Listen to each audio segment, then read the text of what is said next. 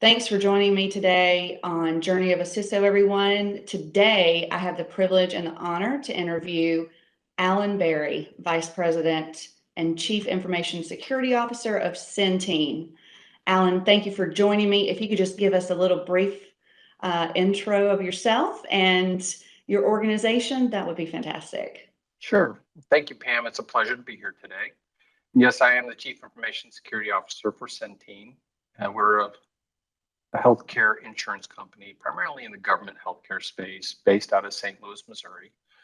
I got here through many years of training in the U.S. Air Force. Spent about 26 years there.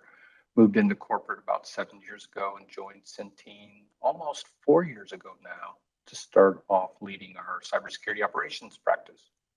You know that a lot of young aspiring CISOs are going to be watching this video. So we know that the story of somebody's personal career journey can be very inspiring. And can you tell us a little bit about your journey and how you became a Chief Information Security Officer? Sure. So, it started, ages ago. I'm literally that old and been in the business for over 30 years, but I backed into it like probably a lot of people did. I was in the Air Force for almost 26 years and was actually supposed to be flying around in an AWACS, the radar airplane, doing, intercepts and all that fun stuff with radars. And the Air Force messed up and then redesignated me as a computer security acquisition engineer. And that began the journey. And our job then was really pretty simple. We didn't call it cyber. So it was CompuSec. And we were trying to do the very initial steps of protecting our networks and our aircraft and our mission systems. And I was working on what is now the F-22, then the Advanced Tactical Fighter, to protect it. We recognized it was a flying computer. That's where I got my start. And after the Air Force sent me around the globe for almost 26 years, I ended up my last few years back in cyber full force, where I was helping protect the Air Force, protect the global networks, and even do some of the offensive side of the house a little bit. And then it was time to retire. After a few years at one company, preparing and responding to disaster recovery events, I joined Centene, where I'm currently at, as their Vice President for Cybersecurity Operations. And then a few months ago, redesignated as their Chief Information Security Officer. And so here I am. Well, so you've been around the globe, you've seen a thing or two. And I think the first time we talked, Alan, we talked about how, translating your position out of, first of all, thank you for your service. I should have said that out of the gate.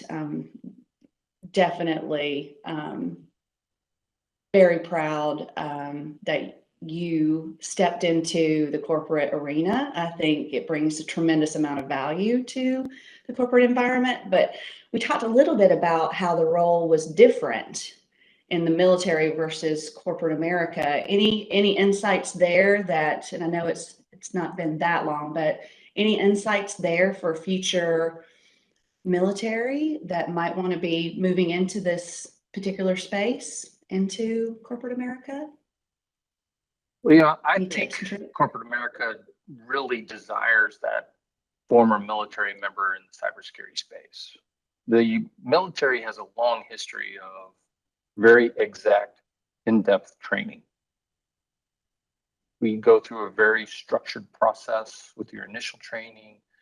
Then you have to prove yourself through an apprentice, journeyman, craftsman kind of evolution in your career. Whether you're officer or enlisted, you go through a similar transition and progression. And so a separating military member, regardless of service, really, whether they're Army, Navy, Air Force, Marine, Space Force now, they're going to come out with a structure. They're going to come out with guaranteed experience in the field. They even come out with the certifications that most of the industry values.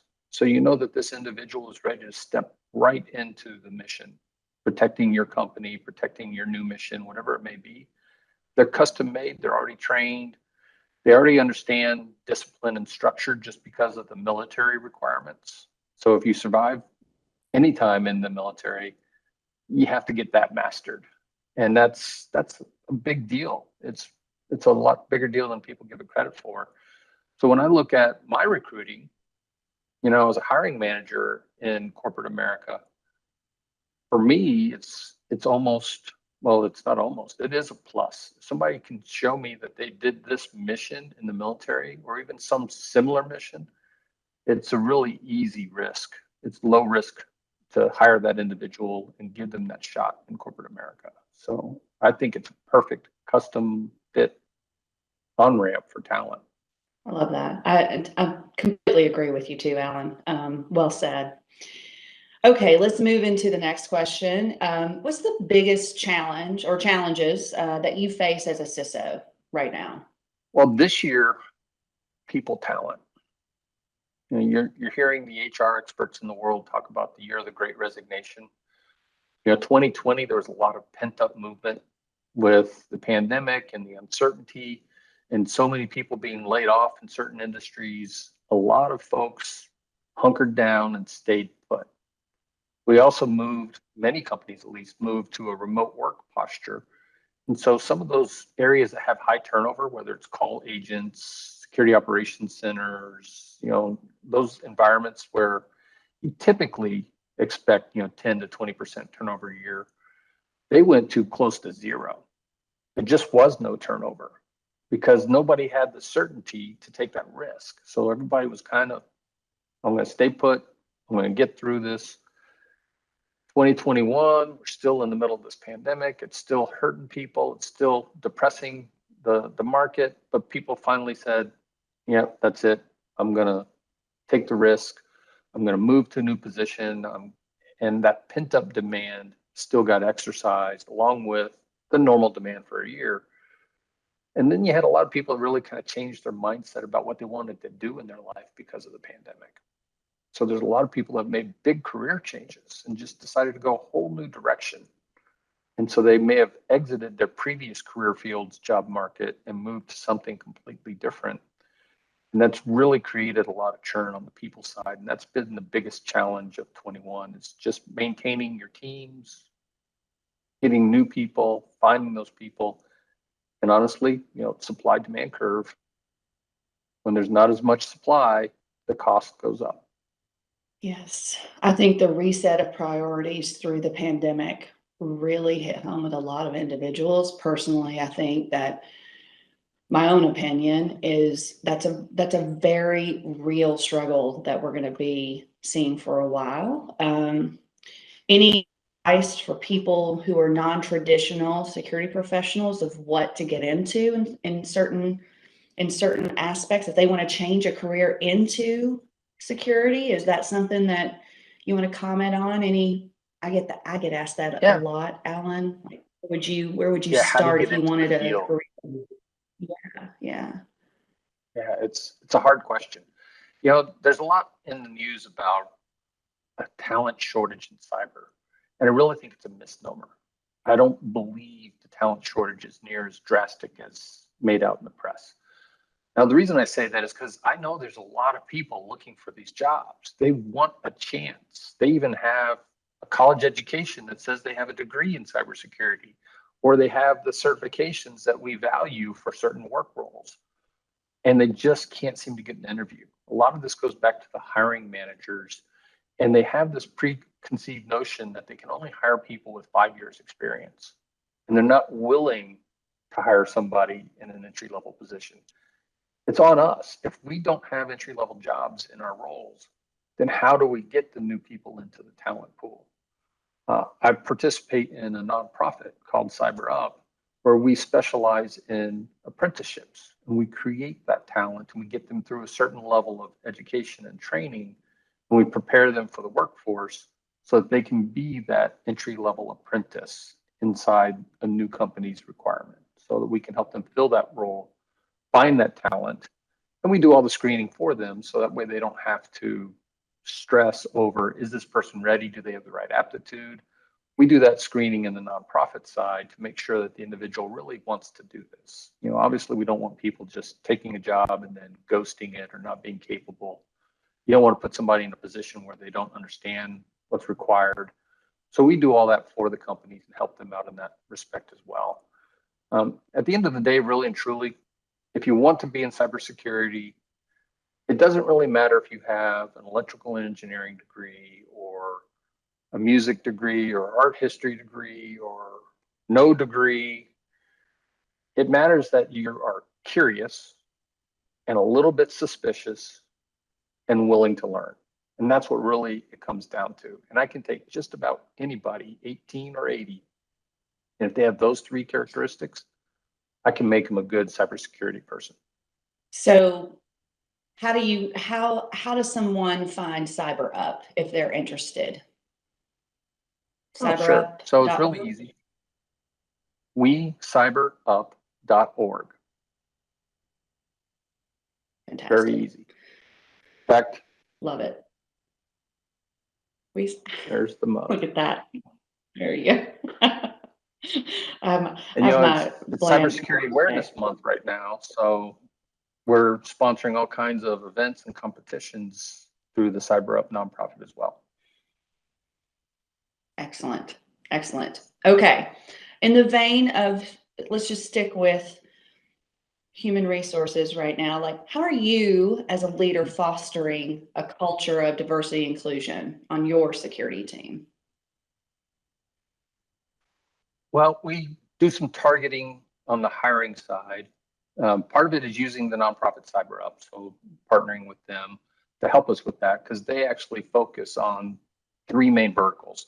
They focus on the minority population, the people of color population, the female women population, and then also on the veteran population. And those are three of the areas in the diversity inclusion space that most companies need to work on, especially in cybersecurity. You know, I'm in a healthcare company. When you look at our numbers for male to female, we're actually more women in our workforce than men. But that's maybe because it's healthcare and that's a traditional space. But when you look at my world inside cybersecurity, the scales tip significantly. And how do I balance that? How do I find people that have other opinions, other experiences, other ways to approach a problem? So part of it is using companies and nonprofits like CyberUp to help us with that search. We're starting a cohort here in the fall where we're going to take 15 recently separated veterans and put them through the training program to get them up to that Security Plus level of training. So CyberUp is going to run the program, but Centene is going to sponsor it. That way we pay for the costs because it is a nonprofit. And then we get to put the individuals into our workforce. And if they don't work for us, they work for somebody else in the community, and that's still good for the community. Absolutely. I think that's a great response to that question, and hopefully people will take that away from this conversation, that how they can implement that in their own security organization. So thank you for that. That's excellent. Excellent. So what about the role of a CISO? In your mind, how has it changed over the past year, or 3 to 5 years ago? If you think back maybe 5 years, if a company of any size had a breach, one of the first things that happened was the CISO got their pink slip. CIO might have got their pink slip. In some cases, even CEO. So if you think back to the early like Target breach, Home Depot breach, a lot of people got their walking papers. That's changed. Now, instead of you get one mistake and if you fail, you're out, when people are recruiting a CISO, they want to talk about how many times have you experienced one of these events? What did you do in the event? How did you get through the event? How did you maintain our business in the middle of the crisis? So now they want, battle-tested CISOs, which means it's no longer one strike and you're out. That mindset, that change at the board level has really been dramatic. I know when I first was retiring out of the military 7 years ago, the average lifespan of a CISO at a company was about 18 months, maybe 20.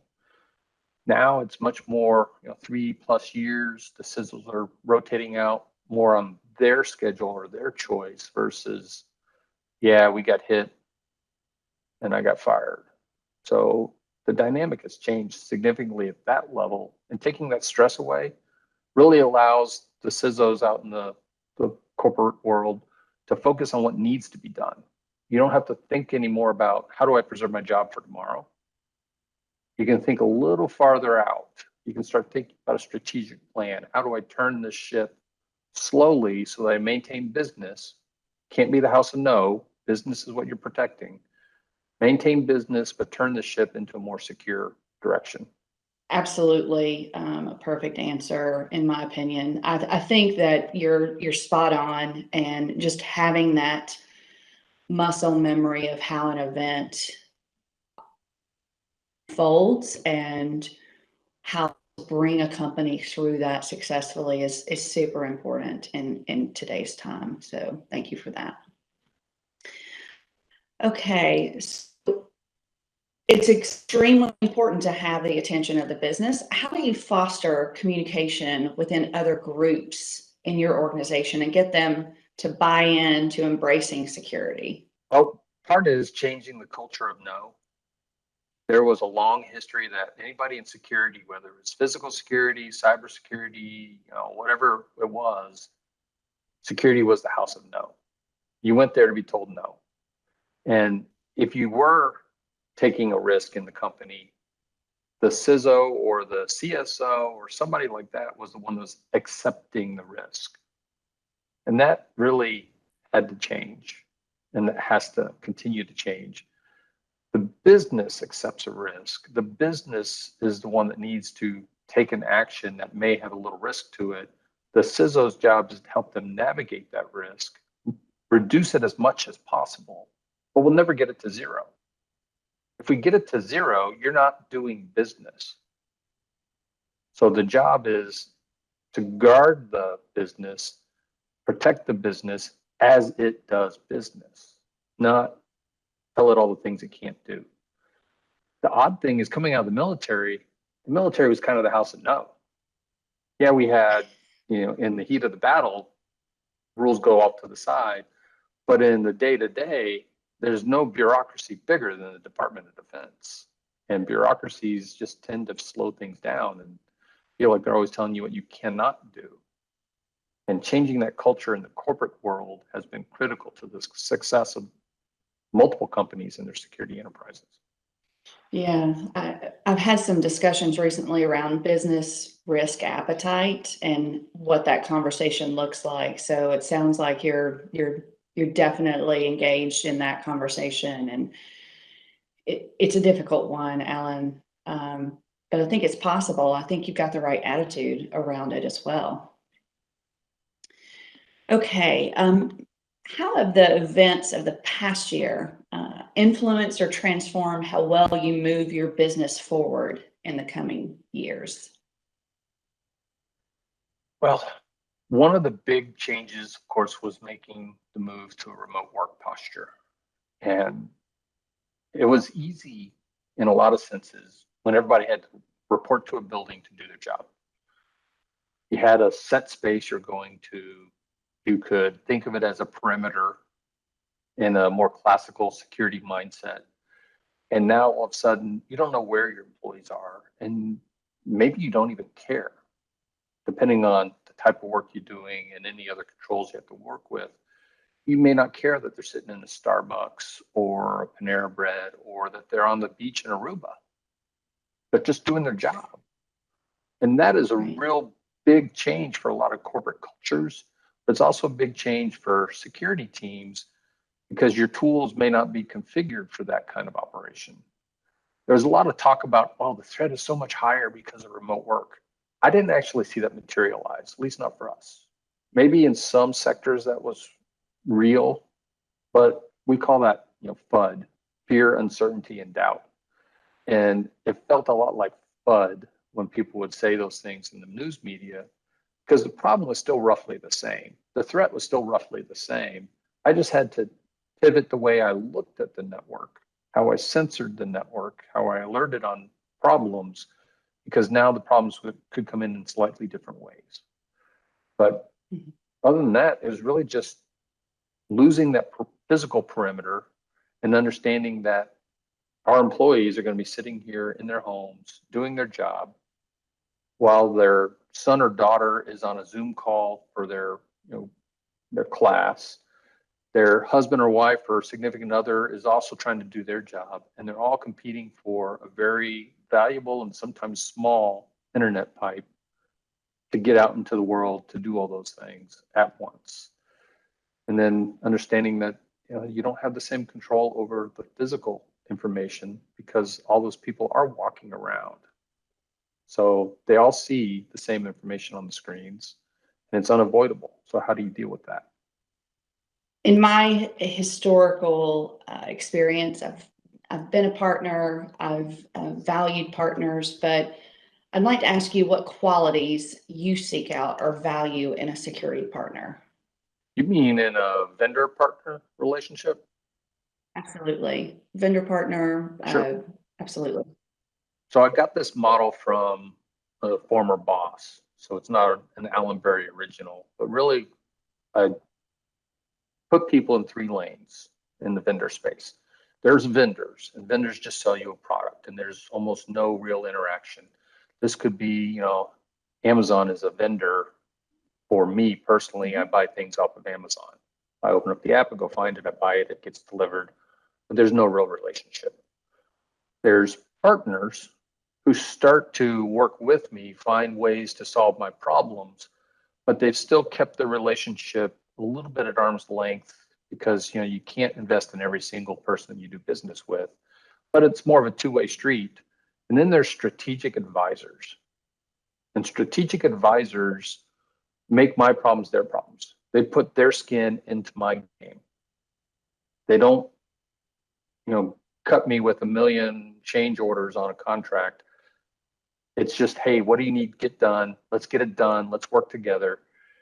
Now, everybody gets to pick where they want to be in that three lanes, but the person paying the bills, in the case, me, I get to decide where they actually live. It's expensive to be a strategic advisor for that vendor, for that company. So they can't do that with every single person they do business with because there's risk.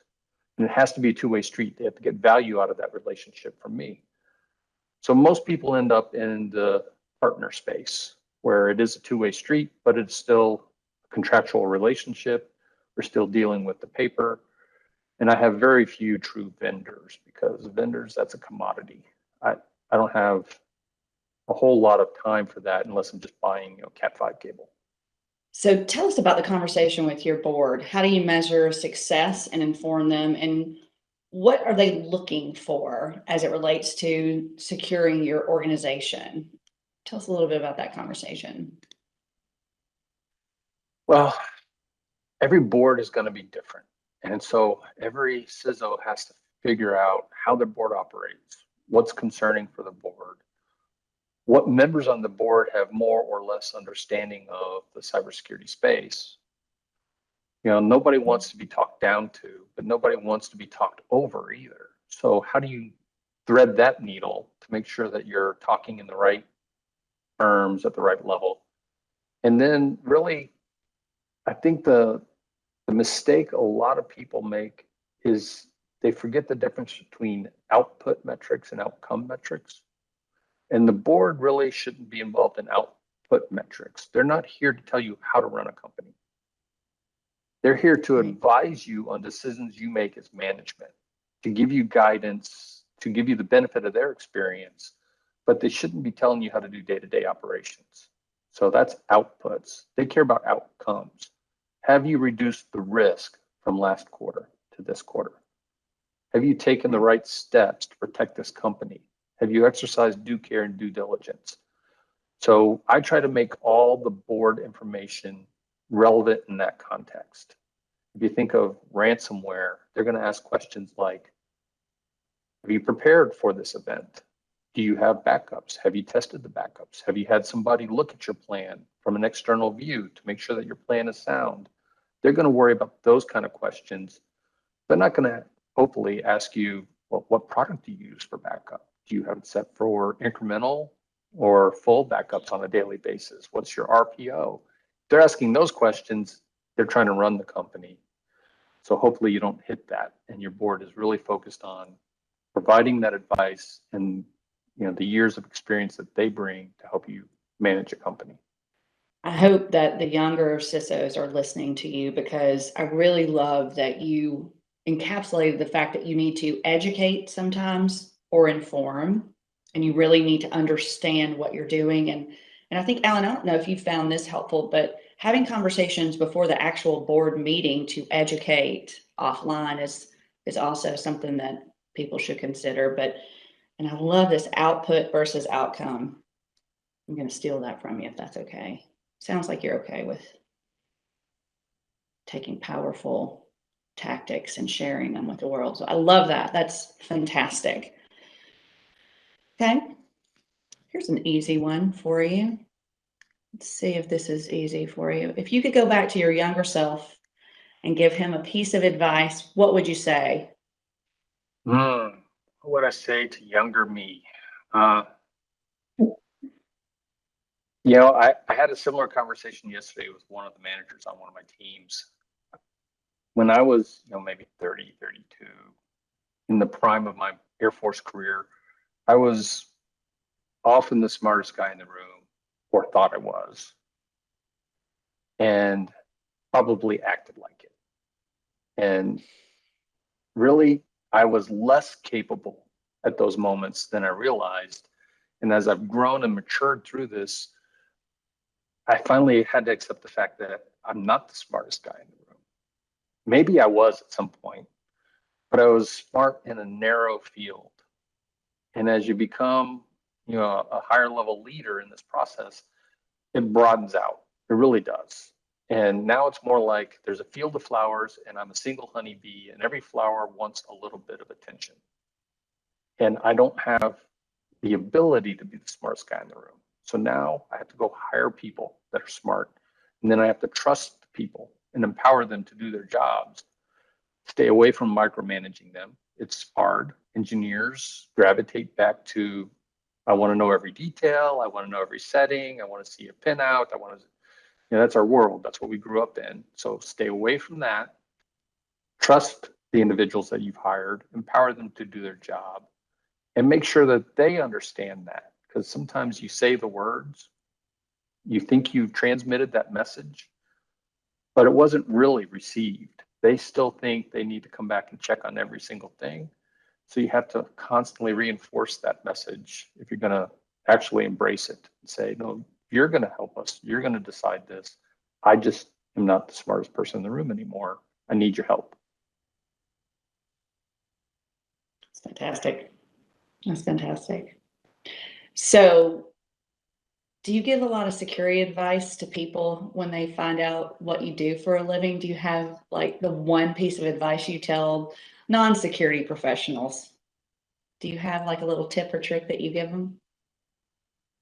Yeah, don't connect to public Wi-Fi in the airports, the restaurants, all the places. If you don't really know what you're doing, if you don't have a VPN that automatically sets up, treat everything like that as hostile. Just stay away from it. It's just not worth it. If you really have to be that connected, then get yourself, an iPad or a tablet that has 5G service built into it, so you're always on that network, and don't use the public Wi-Fi. I think that's all the time we have. I know you're very busy, Alan, a busy professional. It's been a privilege interviewing you today. I appreciate you with all your insights that you've brought to folks who are going to be watching this, our younger leaders, our newer leaders in security. So I really appreciate your time today. Thanks, Pam. It was truly my pleasure to be here as well. And for those of you out there watching, thank you again for watching our series, Journey of a CISO.